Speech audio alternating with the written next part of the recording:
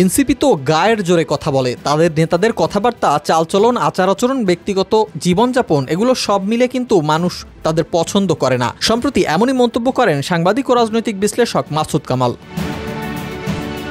তিনি বলেন, এনসিপি যদি নির্বাচনে আসে এবং কোনো একটা আসনে যদি তাদের জামানত রক্ষা হয়, এটাই হবে তাদের সাফল্য। সম্প্রতি একটি বেসরকারি টেলিভিশন চ্যানেলের টক শো অনুষ্ঠানে তিনি এসব কথা বলেন।